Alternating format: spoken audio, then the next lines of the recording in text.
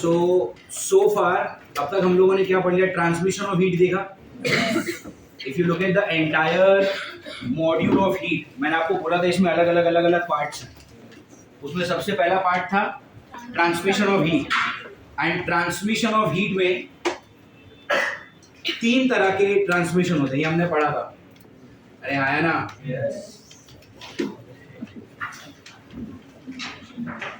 Transmission of heat में there are 3 modes of transmission. The first one is what?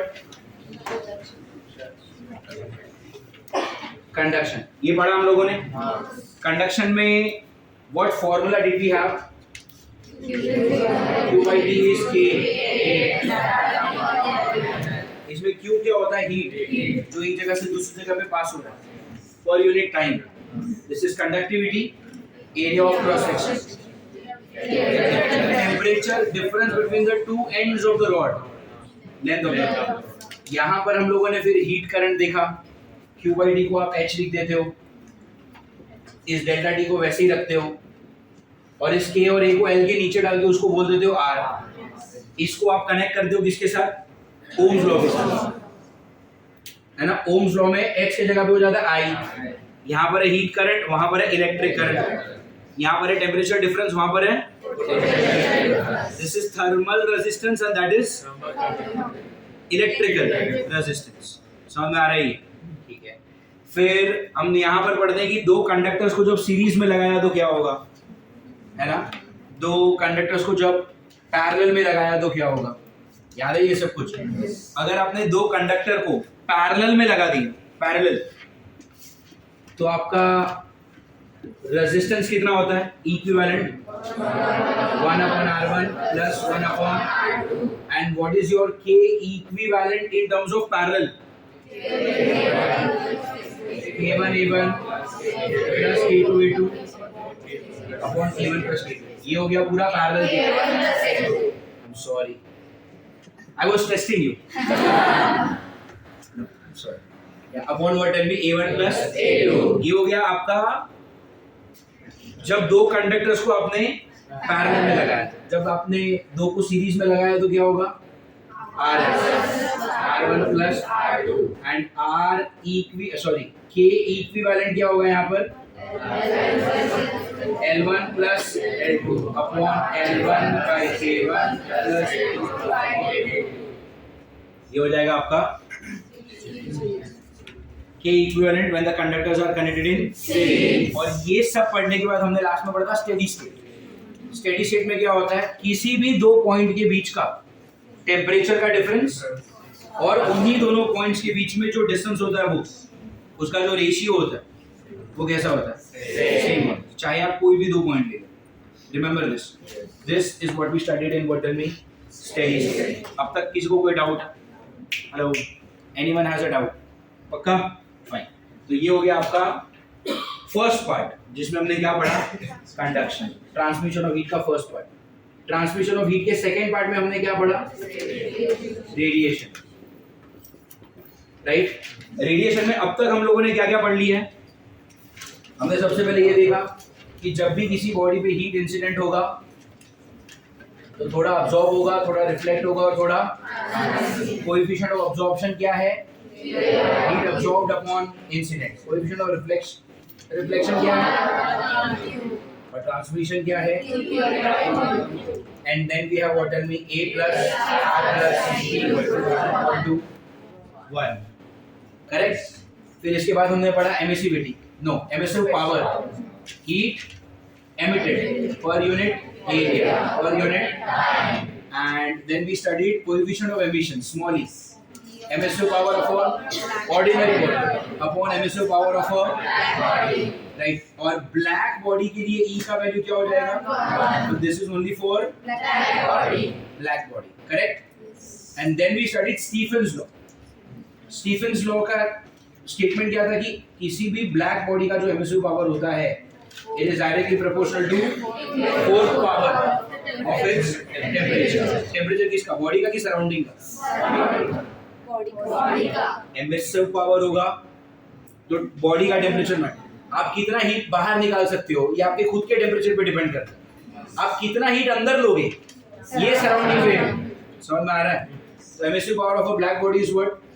Body के temperature का fourth power के साथ directly proportional. Proportionality हटा के आपने क्या डाल दिया? सिग्मा। एंड यहाँ से this law is only given for a black body. अगर आपका बॉडी ब्लैक नहीं है, ऑर्डिनरी बॉडी होगा, तो आप यहाँ से स्मॉल ही डाल देते हो। Remember this. And then we studied what? Q by 80 is equal to E sigma T raise to 4। इधर से अगर आपने एरिया को भी इस तरफ डाल दिया तो ये बन जाएगा हीट एमिटेड। अरे हाँ है ना? और ये क्या है? Temperature of the body. Do you agree? And last lecture में हमने क्या पढ़ा? पिछले लेक्चर में हमने क्या पढ़ा? Displacement law. हाँ, न्यूटन लॉ हमने पढ़ा। उसमें क्या था? d theta by dt is proportional to what? Theta minus theta. अगर आपने यहाँ से प्रोपोर्शनलिटी हटा दिया तो क्या डाल देंगे आप? मैंने आपको न्यूटन लॉ का स्टेटमेंट लिखवाया था ना? ये क्या लिखवाया था? देखो, d थीटा मतलब क्या होता है? Temperature of the body. d theta मतलब क्या? चेंज। अरे हाँ यार, d थीटा मतलब क्या? अब चेंज मतलब दो चीजें हो सकती है, या तो टेम्परेचर बढ़ेगा या तो टेम्परेचर। अगर टेम्परेचर बढ़ता तो मैं लिखता राइज इन द टेम्परेचर। अगर टेम्परेचर कम हुआ तो मैं लिखूंगा फॉल इन द टेम्परेचर। मैंने यहाँ पर आपको फॉल इसलिए लिखवाया क्योंकि हमने जितने क्वेश्चंस किए उन हर एक क्वेश्चन में क्या हो रहा है? बॉडी गर्म हो रहा है, नहीं सॉरी, बॉडी गर्म होता है और वो ठंडा होता है। तो हमेशा हमने जो क्वेश्चन किए उसमें क्या हो रहा है? बॉडी हमेशा ठंडा हो रहा है ना? ठंडा हो रहा है मतलब टेम्परेचर राइज हो रहा है, फॉल हो रहा है। इसलिए हमने इसको प्रिसाइजली क्या बोला? Rate of fall of temperature. और जब टेम्परेचर फॉल हो रहा है तो बॉडी ठंडा हो रहा है, तो उसका और एक फैंसी नाम क्या दे दिया? Rate of cooling. Do you understand this? So rate of cooling is directly proportional to what?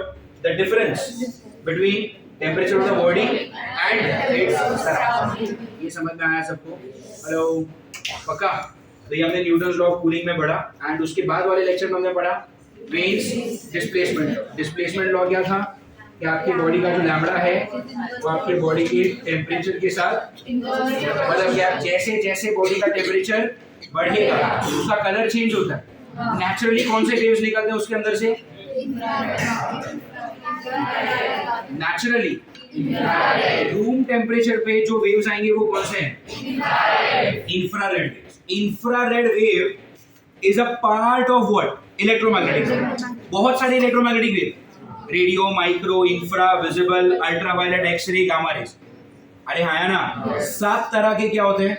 Electromagnetic. अरे getting it?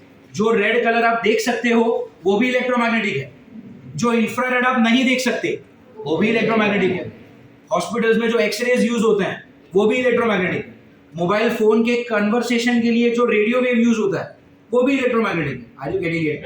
Every wave that we talked about was, वो जो 7 वेव थे वो कौन से थे? सारे इलेक्ट्रोमैग्नेटिक ही थे। Are you getting it? Naturally body अपने अंदर से कौन सा इलेक्ट्रोमैग्नेटिक वेव निकालता है? इंफ्रारेड कैटेगरी वाला। Are you getting it? लेकिन अगर आपने उस बॉडी को गर्म किया, और स्पेशली अगर वो बॉडी मेटल हुई, तो प्लास्टिक गर्म करोगे तो मेल्ट हो जाएगा यार, लकड़ा गर्म करोगे तो जल जाएगा। बट अगर आपने ध्यान से देखा, लकड़ा भी गर्म होने के बाद रेड दिखता है। अरे अगरबत्ती भी गर्म किया तो रेड दिखता है। तो रेड कलर क्या है? जो इंफ्रारेड वेव थी अब वो शिफ्ट होके रेड कलर की वेव बन गई। Are you getting it? तो कहने का मतलब क्या है? कभी भी किसी भी बॉडी को अगर हमने गर्म किया, बॉडी का टेम्परेचर बढ़ाया, तो टेम्परेचर के बढ़ने से उसका वेवलेंथ क्या होता है? कम होता है। वो शिफ्ट हो रहा है इंफ्रारेड से रेड, और गर्म किया तो ऑरेंज, येलो, और गर्म किया तो ब्लू भी आपको देखने मिलेगा। मैंने एक छोटा सा काम दिया था आपको कि सेफ्टी पे लेके गर्म करके देख लेना। किया? किसने किया? ये सब फालतूगिरी बराबर से करेंगे। नहीं, दैट वाज गुड एक्चुअली। किया? कलर चेंज हो रहा था? रेड कलर चेंज नहीं हो रहा था? रेड तक होगा। और red, orange and yellow are very similar to each other in terms of wavelength. They are very close ना। तो रेड, ऑरेंज और येलो में एकदम हल्का सा डिफरेंस होगा। You have to be extremely good with the eyes. और तुमको है चश्मे। ब्लू तक नहीं होगा एक्चुअली, ब्लू तक उसको बहुत ज्यादा गर्म करना पड़ेगा। तो you will need that big source of fire, जो डेफिनेटली हमारे घरों में तो नहीं होगा। हमारे घर पे कहाँ से होगा? समझ में आ रही है? तो हाँ ब्लू तक नहीं दिखेगा। और किसने किया ये एंड और किसने किया ये एक्सपेरिमेंट किया बाल कौन से कलर तक आया ऑरेंज येलो तक दिखेगा। ब्लू तक दिखना थोड़ा मुश्किल है। उसका सिंपल सा रीजन ये है कि उसके लिए आपको टेम्परेचर और आपको लैम्बडा एकदम शिफ्ट करना है ना तो टेम्परेचर और बढ़ाना पड़ेगा। तो उतना टेम्परेचर बढ़ाने के लिए सोर्स भी तो चाहिए उतना बड़ा। ठीक है फर्नेस होता है क्या घर पे नहीं ना तो फिर वो नहीं होगा। That is difficult to have. Uh do you understand conduction and convection sorry conduction and समझ में आया ये आपको? ठीक। तीसरा जो टॉपिक है इसमें वो क्या है कन्वेक्शन। कन्वेक्शन बताया था क्या मैंने? कन्वेक्शन नहीं बताया। कन्वेक्शन के लिए ना एक छोटा सा टॉपिक हमको बीच में पढ़ना पड़ेगा जिसको हम कहते हैं thermal expansion. Are you understanding? तो just because I want to teach you convection I will have to start with what? Tell me thermal expansion के बिना भी ये मैं बता सकता हूँ but that knowledge will be very superficial. I don't want that to happen. ठीक है? So we will start now today with what? Tell me thermal expansion. समझ में आ रहा है आपको? पक्का? Fine. In your notebook write down the next heading as what? Tell me thermal expansion.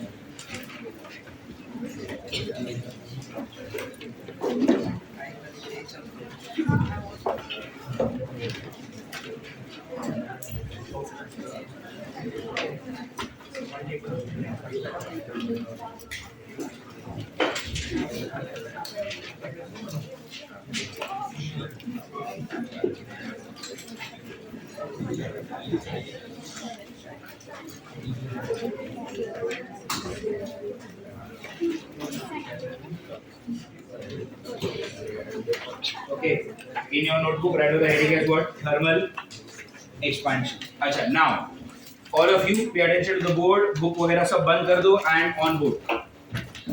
Fully attentive. Thermal expansion का concept करेंगे and expansion पे 10 तरह के MCQs बन सकते हैं। Only 10 types of MCQs can be made from this chapter. मैं आपको 10 टाइप बता दूंगा। एक भी MCQ सॉल्व नहीं करूंगा लेकिन 10 टाइप उसका कॉन्सेप्ट और formula I will tell you everything. MCQs you will be doing on your. ठीक है तो अटेंटिव रहो। आज कल और परसों 3 लेक्चर लगेंगे एक्सपेंशन खत्म करने के लिए। ठीक है चलो be attentive now we all know that किसी भी बॉडी का जब आप टेम्परेचर बढ़ाते हो तो बॉडी क्या होता है expand right. Have you heard this? School में सुना होगा टेम्परेचर के बढ़ने से बॉडी क्या होता है और टेम्परेचर के कम होने से बॉडी क्या होता है कॉन्ट्रैक्ट होता है कंप्रेस है ना। Okay so with this knowledge we will start. Let us से आपके पास एक छोटा सा रॉड है। ठीक है you have a small rod. इस रॉड का कुछ तो लेंथ होगा। मान लो इस रॉड का जो लेंथ है वो क्या है L1। कितना है rod? Tell me. The length is L1। कुछ तो टेम्परेचर होगा इसका इस वक्त, कुछ तो टेम्परेचर होगा इसका। मान लो टेम्परेचर है T1 degree Celsius. Are you getting it? Rod का लेंथ कितना है L1 और रॉड का टेम्परेचर कितना है T1 डिग्री सेल्सियस। समझ में आ रहा है? मैंने इस रॉड को गर्म किया। ठीक है नीचे एक बर्नर रखा, अच्छा खासा गर्म किया उसको 100 200 300 डिग्री तक गर्म कर दिया मैंने उसको। समझ में आ रहा है? 300 डिग्री तक गर्म करने के बाद भी क्या इस रॉड का लेंथ इतना ही होगा? नहीं थोड़ा बड़ा होगा ना। अरे हाँ ना एक्चुअली कितना रॉड बड़ा होता है मालूम भाई? 1 mm के आसपास बड़ा होता है। If you technically think that 1 mm is actually very small only, but expand तो हुआ है ना। मैं क्या बोल रहा हूँ समझ में आ रहा है? 1 mm बड़ा हुआ। मान लो इतना रॉड है, इस रॉड का लेंथ है 50 सेंटीमीटर। अरे करेंगे और फिर कितना बड़ा होगा? खाली उसमें 1 mm बड़ा होगा। शायद उतना आप नोटिस भी नहीं कर पाओगे बट हुआ तो है। Are you understanding? अब आप शायद मन में ये सोच रहे होंगे कि सर अगर 1 mm जैसा एक्सपेंशन हुआ है तो वो तो फर्क भी नहीं पड़ना चाहिए हमको, है ना? तो फिर उसके लिए पूरा चैप्टर क्यों पढ़ रहे हैं? हमारे और आपके लिए 1 mm काफी छोटा है बट 1 mm अगर रॉड बड़ा हो जाता है ना तो उस रॉड को आपने जहां पर फिट किया था अब वहां पर फिट नहीं होगा। जिस किसी भी मशीन में आपने उसको यूज किया था, अब वो वहां पर यूज करने के लायक नहीं होगा। उस रॉड से अगर आपने बड़े बड़े ब्रिज बनाए और अगर ब्रिज के अंदर का रॉड अगर बड़ा हो गया तो रॉड के आसपास सीमेंट से ब्रिज बना रहता है, वो सीमेंट टूट सकता है, पूरा ब्रिज टूट जाएगा। अरे समझ में आ रहा है? रेलवे के जो ट्रैक्स होते हैं, पटरियां, एक ट्रैक यहाँ पर है, दूसरा ट्रैक यहाँ पर है, समझ में आ रहा है? अब अगर ये एकदम टच होंगे एक दूसरे को और अगर दोनों ने 1 mm बड़ा किया तो दोनों एक दूसरे को पुश करेंगे ना, तो सब टेढ़े मेढ़े हो सकते हैं। अरे समझ में आ रहा है? तो 1 mm आपके और मेरे लिए बहुत ही छोटी बात है, बट उस 1 mm के एक्सपेंशन से बहुत चीजें खराब हो सकती है। Are you understanding this? पक्का? Fine. So the length of the rod is what? Tell me. L1 and temperature is how much? 300 degrees Celsius. Are you getting it? अब मैं क्या करूंगा, रॉड का टेम्परेचर बढ़ाऊंगा तो जाहिर सी बात है लेंथ भी बड़ी होगी। अरे हाँ है ना? तो ये रॉड ऐसे बड़ा होगा, अब ये ऐसे बड़ा होगा, बट मैं उसको ड्रॉ कर रहा हूं ऐसे, चलेगा?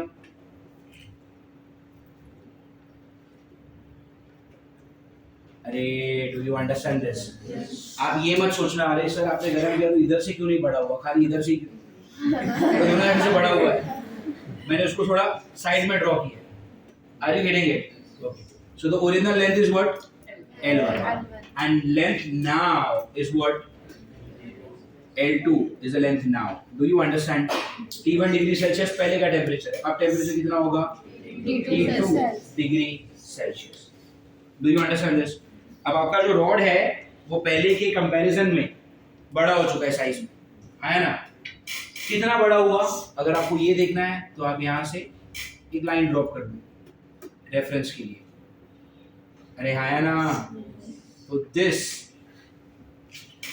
इज द एक्सपेंशन, है ना? इसी को मैं क्या बोलूंगा? रॉड का expansion. Do you understand this? इस एक्सपेंशन को मैं लिख सकता हूँ क्या? कितना वैल्यू एक्सपेंशन का? Can I write down expansion is what? L2 minus L1, और L2 minus L1 को हम लिखेंगे delta L। Are you getting it? L2 minus L1 को हम क्या लिखेंगे? Delta L। Do you understand this? Hello, समझ में आ रहा है? ओके, अब क्या मैं ऐसा बोल सकता हूँ, ध्यान से देखो, कि L2 is equal to L1 plus delta L? Can I say this? Hello? L2 is equal to what? L1 plus see? L2 मतलब ये पूरा is equal to L1 plus delta L। अरे हाँ ना? ओके, L2 क्या है? नया length. अरे और L1 क्या है? Original length. डेल्टा L क्या है? चेंज मतलब क्या? एक्सपेंशन। चेंज मतलब क्या? एक्सपेंशन। अब उस एक्सपेंशन की जो प्रोसेस है वो कितनी चीजों पे डिपेंड करती है वो देख। आई टेल यू दैट जो एक्सपेंशन है ना वो डिपेंड करता है चेंज इन टेम्परेचर पे। Tell me, do you agree? Yes. तुम जितना ज्यादा टेम्परेचर बढ़ाओगे एक्सपेंशन उतना ज्यादा होगा। 27 डिग्री पे था ये और अगर ये है 28 डिग्री पे, कितना बढ़ा? 1 डिग्री में थोड़ा सा ही बड़ा होगा ना। बट अगर ये 27 डिग्री पे और अगर इसको 500 डिग्री पे लेकर गया, तुमने बहुत ज्यादा टेम्परेचर बढ़ाया। तो अगर टेम्परेचर ज्यादा बढ़ेगा तो एक्सपेंशन भी बढ़ेगा। तो आर यू कन्विंस्ड कि जितना ज्यादा टेम्परेचर बढ़ेगा एक्सपेंशन भी उतना ज्यादा होगा? Do you agree? Fine. Then I am telling you कि ये जो एक्सपेंशन है वो डिपेंड करता है ओरिजिनल लेंथ पे। वो डिपेंड किस पे करता है? Original length. सिंपल सा एग्जांपल देता हूं। रबर बैंड देखें छोटे से, कुछ भी आप कागज वगैरह पैसे वगैरह के बंडल के ऊपर जो रबर बैंड होता है वो देखा है? वो रबर बैंड का ओरिजिनल साइज इतना होता है। अगर मैं इसको खींचूंगा तो ज्यादा से ज्यादा इतना बड़ा होगा। अरे यार ओरिजिनली इतना है, अगर मैं इसको खींचूंगा तो ज्यादा से ज्यादा इतना ही खींच सकता हूं। इस रबर बैंड को मैं इस दीवार से उस दीवार तक खींच सकता हूं क्या? क्यों नहीं खींच सकता? अरे ये छोटा सा है तो उसमें एक्सपेंशन भी कितना होगा? छोटा सा ही होगा। अरे गेटिंग इट? एक्सरसाइज करने के लिए भी रबर बैंड आता है। उस रबर बैंड को आप खींच सकते हो, इधर से उधर तक भी लेके जा सकता हूं। क्यों ऐसा? अरे ओरिजिनली बड़ा है तो एक्सपेंशन भी कैसा होगा? Are you convinced? समझ में आ रहा है? तो जिसकी ओरिजिनल लेंथ ही छोटी होगी उसमें एक्सपांशन भी कम ही होगा ना, और जिसका लेंथ ही ओरिजिनली बड़ा है उसमें एक्सपांशन भी तो बड़ा होगा। दो लोग हैं काम करने के लिए, एक का सैलरी है 10,000 रुपया महीना और एक का है 1,00,000 रुपया महीना। कंपनी डिसाइड करती है कि दोनों को 10% बोनस देंगे दिवाली में, तो इसका 10% कितना हो गया, इसका 10% कितना हो गया, आर यू अंडरस्टैंडिंग? इसको भी 1,000 बोनस दिया तो इसको तो बुरा ही लगेगा ना, जिसका 1,00,000 रुपया सैलरी उसको 1,000। Are you understanding? तो जिसका सैलरी ही ज्यादा है उसको बोनस भी तो ज्यादा आएगा। दिया मैंने 10% ही है यार, तो इसको ज्यादा क्यों मिला, और इसको कम नहीं दिया, मैंने तो 10% ही दी है। अब ओरिजिनली कम है तो बोनस भी तो कम ही आएगा, मेरी क्या फॉल्ट है? Are you getting it? अगर आप ये करोगे कि इसको भी 10,000 दो इसको भी 10,000 दो, ये गलत, दिस इज नॉट फेयर। अरे यार, इसको तो आपने सीधा 10,000 का 10, इसको 100% बोनस मिला है, डबल हो गया सीधा। अरे समझ आ रहा है? तो जिसका ओरिजिनल सैलरी ही ज्यादा है उसको बोनस भी, और जिसका सैलरी ही कम है उसको बोनस भी, तो अब ये बराबर 10% हो गया। Are you getting it? तो कहना इसे कि आपका जो एक्सपांशन है वो डिपेंड किस पे करेगा, ओरिजिनल लेंथ। ओरिजिनल लेंथ अगर ज्यादा होगा तो एक्सपांशन भी ज्यादा होगा, ओरिजिनल लेंथ ही अगर कम है तो एक्सपांशन भी कैसा होगा, कम ही होगा। Do you understand this? Hello, समझ आ रहा है आपको? फाइन। नाउ तो डेल्टा एल अब तक कितनी चीजों पे डिपेंड कर रहा है, डेल्टा एल अब तक कितनी चीजों पे डिपेंड कर रहा है, जितना ज्यादा टेम्परेचर बढ़ाओगे उतना एक्सपांशन भी होगा, ओरिजिनल लेंथ जितनी ज्यादा एक्सपांशन भी उतना समझ आ रहा है? Fine. Then your delta L, मैं बोल सकता हूं क्या ये कहीं ना कहीं depends on material, do you agree? शायद कॉपर ज्यादा एक्सपांड होगा, स्टील उतना एक्सपांशन नहीं होता। अरे यार, इसीलिए तो जो ब्रिज वगैरह होते हैं उसके अंदर स्टील के रॉड्स यूज करने पड़ते हैं, क्योंकि वो एक्सपांड नहीं होता, तो गुड ना, टूटेगा नहीं जल्दी। समझ में आ रहा है? तो कौन सी चीज कितनी एक्सपांड करेगी वो तो उसके मटेरियल पे भी डिपेंड करता है। अगर ये रॉड लकड़े का होता तो शायद एक्सपांड करेगा ही नहीं। अरे मेटल का होगा तो करेगा, मेटल में भी अगर कॉपर होगा तो ज्यादा करेगा, स्टील होगा तो कम करेगा। अरे हाँ ना? तो आपका जो डेल्टा एल है वो कितनी चीजों पर डिपेंड करता है टोटल? कौन सी 3? यस, डेल्टा एल जो है वो डिपेंड करता है किस पे? चेंज इन टेम्परेचर पे, and what tell me, original length पे, एंड लेकिन अभी मैं मटेरियल ऐसा तो नहीं लिख सकता, डिपेंड्स ऑन ऐसा, ये फॉर्मूला हो गया क्या? Delta L is directly proportional to, of course this makes sense, but ये मैं ऐसा लिख नहीं सकता। This makes sense, delta L is proportional to what? वो चेंज इन टेम्परेचर पे डिपेंड करता है, ओरिजिनल लेंथ पे डिपेंड करता है, और वो मटेरियल पे भी डिपेंड करता है। Are you getting it? Okay, लेकिन यहाँ पे मैं मटेरियल तो नहीं लिख सकता ना। भाई ये क्या है? प्रोपोर्शनलिटी साइन हटा के क्या डालोगे? इक्वल टू डाल के कांस्टेंट। कांस्टेंट अक्सर हम क्या लिखते हैं? के। इस चैप्टर में कांस्टेंट है अल्फा। क्या कांस्टेंट है? Alpha. Do not gate confused between this and this. अरे ये प्रोपोर्शनलिटी साइन है और ये अल्फा है, अब दोनों एक जैसे दिखते हैं, उसमें मेरी कोई फॉल्ट नहीं। समझ में आ रहा है? अगर आप लेक्चर में अटेंटिव हो तो आपको समझ में आएगा क्या प्रोपोर्शनलिटी साइन है, क्या अल्फा। समझ में आ रहा है ये? और पीछे क्या है? Delta T, and what tell me, do you understand this? तो ये हो गया आपके एक्सपांशन का फॉर्मूला। समझ में आ रहा है? ये क्या हो गया आपके एक्सपांशन का? तो कौन सी चीज कितनी एक्सपांड हुई वो किस पे डिपेंड करता है? Number 1 change in temperature, number 2 original length, and number 3 ये जो अल्फा है ना वो material based constant. Are you getting it? What is this alpha? It's a material based constant. Do you understand? Alpha is what? Material based constant. Do you understand? कोई doubt है इसमें? पक्का? Fine. तो अलग अलग मटेरियल का alpha अलग अलग होगा।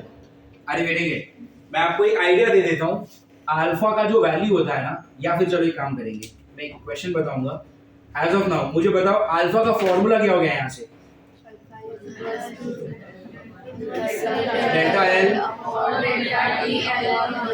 Do you get it? Alpha का फॉर्मूला क्या हो गया?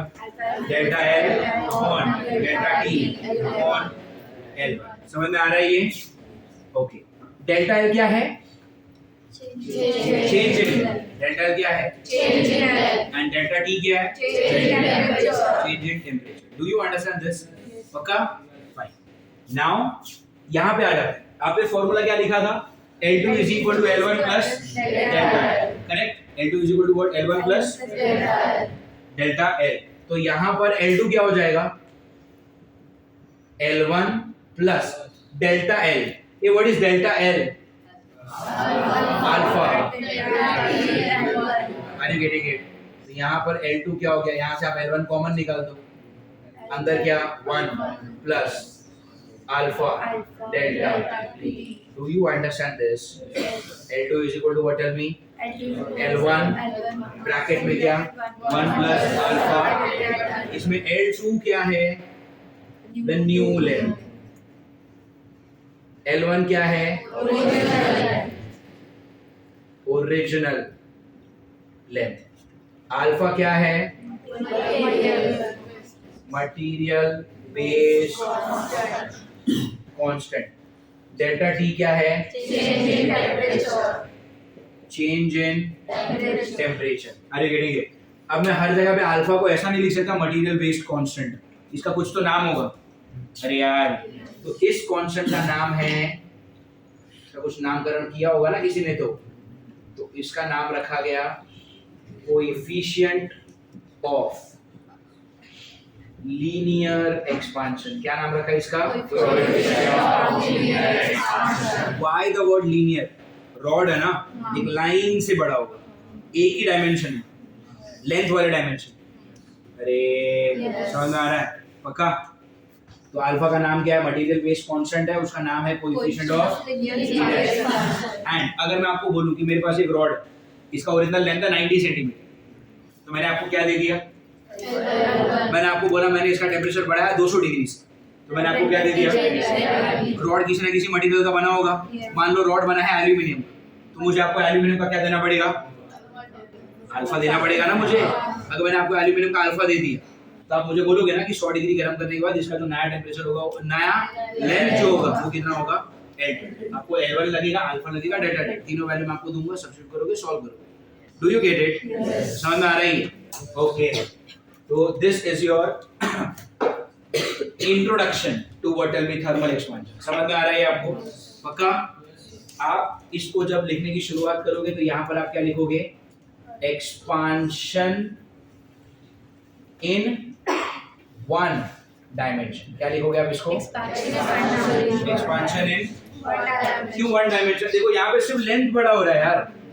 अगर मैंने प्लेट लिया होता ना, तो प्लेट में लेंथ भी बड़ा होता और ब्रेथ भी बड़ा होता। अरे नहीं समझ में आ रहा? अगर एक प्लेट होती तो उसमें लेंथ भी बड़ा होता और ब्रेथ भी बड़ा होता, तो वहां पे क्या आता? Expansion along two dimension. समझ में आ रहा है? अगर मैंने एक क्यूब लिया होता, क्यूब, तो उसमें लेंथ भी बड़ा होता, ब्रेथ भी बड़ा होता, हाइट वगैरह भी बड़ा होता, तो वहां पे मैं क्या लिखता? Expansion in three dimension. समझ में आ रहा है? बट अगर आपको एक एक्सपांशन समझ में आ गया तो बाकी का तो भी समझ में आ जाएगा। Do you understand this? पक्का? श्योर? इसको कॉपी करना। Thank you.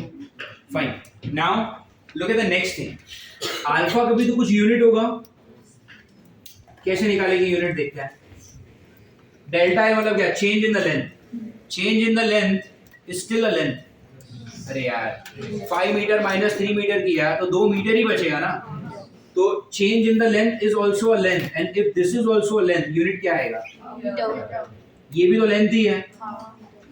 और डेल्टा टी मतलब क्या? Change in temperature. Change in temperature को आप केल्विन भी लिख सकते थे, और आप इसको ऐसा भी तो लिख सकते थे, डिग्री सेल्सियस। अरे हाँ है ना? इन आइदर केस आपका मीटर क्या होने वाला है? तो ये क्या हो गया? 1 अपॉन केल्विन मतलब क्या? केल्विन रेज़ टू -1, और डिग्री सेल्सियस रेज टू, इसको बोलते कैसे हैं, how do you pronounce this, per Kelvin, या फिर इसको क्या बोलेंगे, per degree Celsius. Do you understand? तो अल्फा का यूनिट क्या हो गया, टेल मी, पर केल्विन या फिर व्हाट, पर मतलब वही 1 अपॉन केल्विन या फिर 1 अपॉन डिग्री सेल्सियस। समझ में आ रहा है ये आपको? श्योर? ओके। एंड मैं आपको सिर्फ एक अल्फा का रफ वैल्यू बता देता हूँ कि ये कितना होता है। सो रफली अल्फा के जो वैल्यूज होते हैं ना, वो होते हैं 10⁻⁻⁵, और यूनिट तो पर केल्विन है ना, तो अल्फा का रफली वैल्यू क्या होता है, 10⁻⁻⁵। और ये मैंने क्या लिखा है मालूम है, ऑर्डर ऑफ मैग्नीट्यूड लिखा है।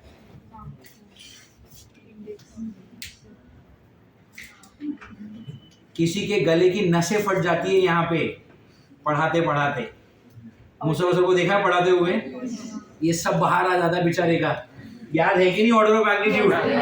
क्या ऑर्डर ऑफ मैग्नीट्यूड होता है? इंडेक्स ऑफ द आगे वाला नंबर 5 और 0.5 के बीच में, कंडीशन याद है? और पीछे वाला number 10 raise to some power, 10 raise to that power is called as what, order of magnitude. Alpha का ऑर्डर ऑफ मैग्नीट्यूड कितना है, 10 रेज़ टू -5 पर। इसका मतलब क्या, this is not the entire value, ये सिर्फ आगे पीछे वाला है। 10 रेज़ टू, आगे कुछ तो होगा, 0.7, 1.2, 1.8 व्हाटएवर, 0.5 और 5 के बीच में, याद है वो? पक्का? तो अल्फा की रफ वैल्यूज कितनी होती है, 10 रेज़ टू -5। इस रफ वैल्यूज को इसलिए मैं बता रहा हूं because if I were to give you an example, कि मान लो, अच्छे नंबर्स लेंगे ताकि सॉल्व जल्दी से, कि मान लो कोई एक रॉड है जिसका लेंथ है 100 सेंटीमीटर, ओरिजिनल लेंथ था, कितना है, 100 सेंटीमीटर, प्रैक्टिकल है 100 सेंटीमीटर मतलब कितना हो, 1 मीटर, इतना रॉड नहीं हो सकता। उसका ओरिजिनल टेम्परेचर T1 मान लो है 30 डिग्री सेल्सियस, प्रैक्टिकल वैल्यू है ना। इस रॉड को आपने गर्म होने दिया या किया 130 डिग्री, 100 डिग्री आपने टेम्परेचर बढ़ा दिया, ये भी पॉसिबल है। तो आपको मैं ये पूछता हूं कि इसका नया लेंथ क्या होगा, 100 डिग्री गर्म करने के बाद जो नया लेंथ आएगा वो लेंथ कितना होगा, इज द क्वेश्चन। अब मुझे आपको क्या देना पड़ेगा कि भैया जिस किसी भी रॉड की तुम बात कर रहे हो वो किससे बना है, प्लास्टिक का बना है, मेटल का बना है। अगर मेटल का है तो कौन सा मेटल, कॉपर है, जिंक है, एल्यूमिनियम है, या फिर कोई अलॉय भी तो हो सकता है।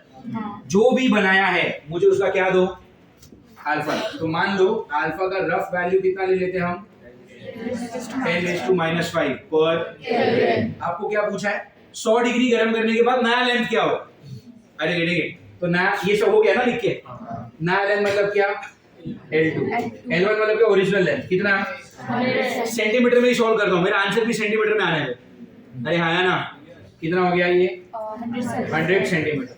1 प्लस अल्फा कितना 10 रेज़ टू -5 और डेल्टा टी कितना, change in the temperature, temperature कितना बदला, 30 से 130 हो गया, कितना बदला 100, 100 मतलब क्या 10 रेज़ टू, ये -5 और ये 2, -3 क्या होता है ये समझो पहले। 10 रेज़ टू -3 मतलब क्या, 1 अपॉन 1000, 1 अपॉन 1000 मतलब क्या 0.001। अरे हाँ ना, तो ये क्या है 0.001। तो अगर आपने इसमें 1 ऐड कर दिया तो कितना होगा 1.001। समझ में आ रहा है? और अगर इसको 100 से मल्टीप्लाई कर दिया तो क्या होगा, अरे डेसिमल शिफ्ट होगा ना 2 बार, कितना आ गया 100.1 सेंटीमीटर। तो ओरिजिनल रॉड कितना था 100 सेंटीमीटर और अब ये कितना है 100.1 मतलब बढ़ा कितना खाली। तो what is the expansion, 0.1 centimetre मतलब क्या 1 मिलीमीटर। आपके लिए छोटी बात होगी बट 1 मिलीमीटर पे ब्रिज टूट सकता है। अरे क्योंकि 1 मिलीमीटर भी एक्सपांड हुआ तो सीमेंट और कंक्रीट से तो दूर चला गया ना। अरे और अगर उसको पुश करेगा, खुद एक्सपांड होगा मतलब क्या, किसी को पुश करोगे ना, अगर आप बहुत ही क्राउडेड जगह पर हो, आप खुद को ऐसे एक्सपांड करोगे तो आप 4 लोगों को आसपास को दूर भगा रहे हो, तो जब रॉड एक्सपांड होगा तो अपने आसपास की सीमेंट और कंक्रीट को दूर भगा रहा है, क्रैक्स डेवलप हो जाएंगे, ब्रिज टूट सकता। Do you get it? समझ में आ रहा है? पक्का? फाइन। सो अच्छा एक चीज आप ये नोटिस करो कि मैंने टेम्परेचर कितना बढ़ाया 100 डिग्री यार, 30 से 130 पे गया हूं।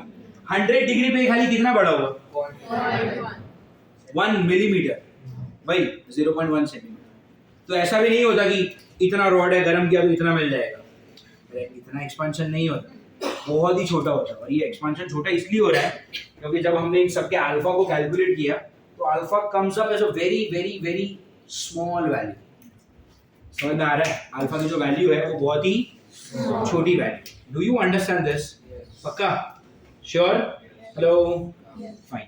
सो what I want is unit आप लिख लीजिए जहां पर भी आपने अल्फा लिखा हो, या अगर इसके बाद अगर सीधा वो लिखा है तो एज अ नोट डालो, एज अ नोट अल्फा का यूनिट लिख दो और उसकी रफ वैल्यू लिख दो। इस क्वेश्चन को करने की कोई जरूरत नहीं, बट आपको क्वेश्चन कैसे आएंगे वो समझ में आया? पक्का? Fine. Copy. Yes, what formula did we arrive to? L2 is equal to what? L1 bracket में क्या 1 plus alpha डेल्टा। इसमें L2 क्या है? नया length, L1 original length, alpha material based constant जिसका नाम है कोएफिशिएंट ऑफ लीनियर एक्सपेंशन, और डेल्टा टी क्या है? समझ में आ रहा है? ये सब कुछ जो हमने पढ़ा वो पढ़ा motion in motion expansion in one dimension. अब ऐसा ही आएगा 2 डायमेंशन और बट 2 डायमेंशन और 3 डायमेंशन पे जाने से पहले लेट्स सॉल्व द क्वेश्चंस जो इस पे आने वाले हैं। समझ में आ रहा है? तो अब मैंने आपको कितना बोला टोटल इस चैप्टर पे 10 टाइप के क्वेश्चन है। तो this is your first type of question जो आपको अभी करना है, टाइप 1। क्वेश्चन क्या आएगा बोले? क्वेश्चन ऐसा आएगा कि मान लो आपके पास 2 रॉड्स हैं, ठीक है? This is rod 1 and this is rod 2। समझ में आ रहा है आपको? Rod 1 and rod 2, different materials of course, इसीलिए मैंने 1 2 लिखा। सेम मटेरियल होता तो ये एक ही रॉड बन गया ना। अरे ये भी कॉपर, ये भी कॉपर, इधर से अगर वेल्डिंग कर दिया तो सेम कॉपर हो गया फिर। तो जब मैं लिखता हूँ रॉड 1 रॉड 2 मतलब अलग अलग मटेरियल, हो सकता है ये कॉपर है, हो सकता है ये क्या है? एल्यूमिनियम। 2 अलग अलग रॉड जिनके लेंथ भी कैसे हैं? अलग अलग। तो ये L1 और ये कितना? L2। अब जाहिर सी बात है दोनों का मटेरियल अगर अलग अलग हुआ तो दोनों के अल्फा भी तो अलग अलग होंगे। What is alpha? Material based constant. अगर मटेरियल अलग है तो दोनों का अल्फा भी कैसा? तो मान लो ये अल्फा है अल्फा 1, ये अल्फा है अल्फा 2। समझ में आ रहा है? ये आपने टेम्परेचर बढ़ाया, इसका टेम्परेचर बढ़ाओगे तो इसमें एक्सपांशन होगा, टेम्परेचर बढ़ाओगे तो इसमें भी एक्सपांशन होगा। क्या दोनों का एक्सपांशन सेम होगा? नहीं। अरे यार आपका जो एक्सपांशन है उसका फॉर्मूला क्या है चेक करो, L1 अल्फा डेल्टा टी। अरे हाँ या ना?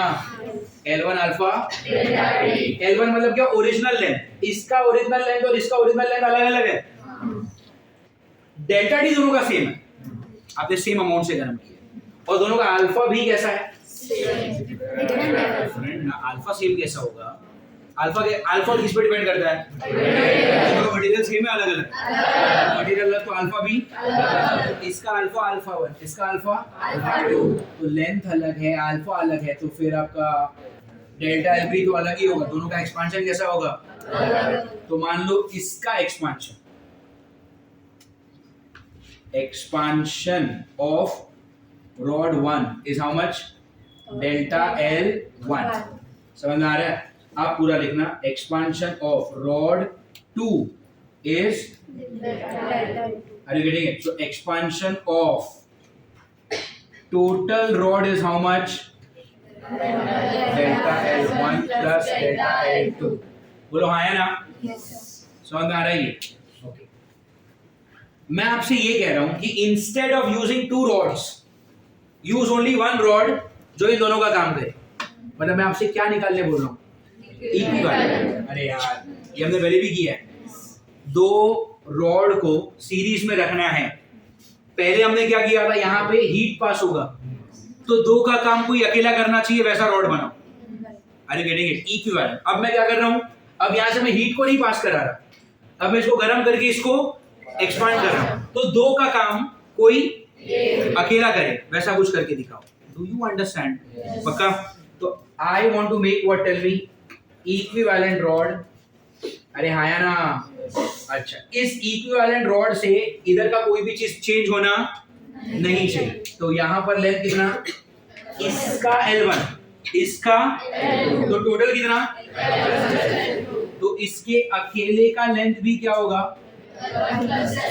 बोलो हाँ या ना, समझ में आ रहा है। इसका अकेले का क्या होगा, L1 प्लस L2, ठीक है। फिर ये आपका रॉड 1, ये आपका रॉड 2, ये क्या है आपका, ये हो गया आपका equivalent rod.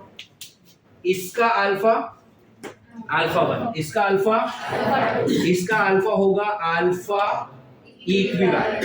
Do you understand. इसमें एक्सपांशन कितना, डेल्टा L1, इसमें एक्सपांशन कितना, तो इस दोनों का मिलाकर टोटल एक्सपांशन कितना, तो इसके अकेले का एक्सपांशन कितना, अरे इक्विवेलेंट है ना, तो उन दोनों ने जो किया वो सब इसको अकेले को करना पड़ेगा। Are you getting it. तो मान लो अगर मैं आपको ऐसा बोलता हूं that expansion of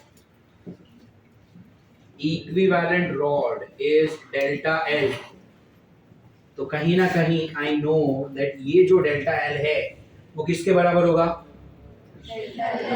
delta L1 plus delta L2। Do you get it. समझ में आ रहा है कि नहीं। इसका अल्फा 1, इसका अल्फा 2, इसका अल्फा इक्वल, इसका लेंथ L1, इसका L2, तो टोटल कितना, तो इसका अकेले का कितना, इसका एक्सपांशन डेल्टा L1, इसका एक्सपांशन डेल्टा L2, तो ये दोनों ने मिलाकर कितना एक्सपांड किया, तो ये अकेला है, इसका जो एक्सपांशन है वो क्या लिखा है मैंने, तो ये डेल्टा L मतलब क्या, इसका एक्सपांशन, इसका एक्सपांशन कितना होना चाहिए, ये दोनों के जितना, और इन दोनों का एक्सपांशन कितना है, डिड यू अंडरस्टैंड दिस, समझ में आ रही है। फाइन। डेल्टा L का फॉर्मूला क्या है, देखो L1 मतलब क्या, इक्विवेलेंट के लिए ओरिजिनल लेंथ क्या है, आर यू गेटिंग इट। फिर क्या है अल्फा, इक्विवेलेंट का अल्फा क्या है, अल्फा इक्विवेलेंट, और डेल्टा T।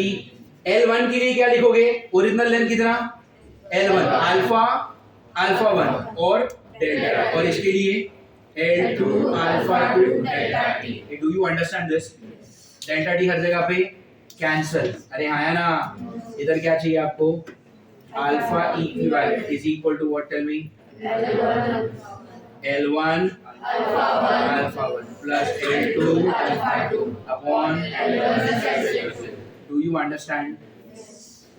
पहले हमने पढ़ा था K इक्विवेलेंट सीरीज पैरेलल में, अभी हम लोग क्या पढ़ रहे हैं, अल्फा इक्विवेलेंट, बट वहां पर K निकाला था कंडक्टिविटी, एक जगह से दूसरे जगह पे जो हीट जा रहा है, पहले हमने वो पढ़ा। अब हम क्या पढ़ रहे हैं, इधर हीट को इधर उधर नहीं भेजना है, अब पूरे रॉड को एक साथ गर्म कर रहे हो। अरे यार, हीट एक जगह से दूसरी जगह पे कब जाता मालूम है, जब आप एक जगह पे गर्म कर रहे हो दूसरी जगह पे नहीं, तो हीट ऐसे जाएगा ना। अब मैं क्या कर रहा हूँ, पूरे रॉड को एक साथ हर जगह से गर्म कर रहा हूँ, तो हीट इधर से उधर जाने का सवाल ही नहीं उठता। आर यू अंडरस्टैंडिंग, पक्का। तो यहाँ पर हमने क्या निकाला, alpha equivalent is what, L1 alpha 1 plus L2 alpha 2 upon L1 plus, मतलब अगर आप चाहते हो कि मैं दो रॉड यूज ना करके एक ही रॉड यूज करूं जो अकेला इन दोनों का काम करेगा, तो इस अकेले का अल्फा इक्विवेलेंट का अगर आपको वैल्यू चाहिए तो इस तरह से आपको मिलेगा, L1 alpha 1 plus L2 alpha 2 upon L1 plus L2। Do you understand this. Hello, समझ में आ रही है। Fine, what else now. यहां पर तो बात हुई सिर्फ दो रॉड्स, अगर दो रॉड के यहाँ पे तीन रॉड हुआ तो L1 alpha 1 plus L2 alpha 2 plus L3 alpha 3, चार हुआ तो L4 अल्फा 4, नीचे भी डालो L1 plus L2 plus L3। तो इसको मैं जनरली ऐसा लिख सकता हूँ क्या, L alpha equivalent is what, Li alpha I का समेशन अपॉन Li। ये समझता है आपको। I का वैल्यू 1 डालो तो क्या हो गया, L1 अल्फा, समेशन मतलब प्लस, फिर I का वैल्यू 2 डालो, अरे I का value keeps on changing from 1 2 3 4, जितने रॉड्स होंगे उतने। यहाँ पर क्या आएगा, L1 alpha 1 plus L2 alpha 2 plus L3 alpha 2 plus L4 मान लो 4 ही रॉड, तो इधर रुक जाओ, नीचे L1 plus L2 plus L3 plus L4। Do you get it. तो ये क्या हो गया आपका अल्फा इक्विवेलेंट का general formula. Did you understand first type of question? अब मैंने इस पे कोई वैल्यूज नहीं रख के आपको सॉल्व करवाया, बट अभी ये वैल्यूज रखने का काम कर लोगे ना। क्वेश्चन का लैंग्वेज क्या होगा? एक रॉड है जिसकी लेंथ है 3 सेंटीमीटर, दूसरा रॉड है जिसकी लेंथ है 5 सेंटीमीटर, इसका अल्फा दिया होगा, इसका अल्फा दिया होगा, आपको बोला होगा फाइंड एन इक्विवेलेंट रॉड जो अकेला उतना ही एक्सपेंशन दे सके जितना ये दोनों मिलकर दे रहे थे। कोई बात नहीं, तो ये जो नया रॉड है उसको आपने नाम क्या रखा है उसका? और इक्विवेलेंट रॉड का जो लेंथ होगा वो इन दोनों के बराबर ही होगा। अगर ये 3 है ये 5 है तो ये अकेला 8 होगा। अरे यार, लेंथ को डायरेक्ट ऐड कर सकते हो, अल्फा को डायरेक्ट ऐड नहीं कर सकते कि इसका अल्फा 1 इसका अल्फा 2 तो इसका अल्फा 1 प्लस अल्फा 2। इसका अल्फा क्या होगा? अल्फा 1 प्लस अरे L1 alpha 1 plus L2 alpha 2 plus L3 alpha 3 upon, तो इस रॉड का अल्फा इक्विवेलेंट निकालने का ये फॉर्मूला है। Are you getting it? समझ में आ रहा है? पक्का? श्योर?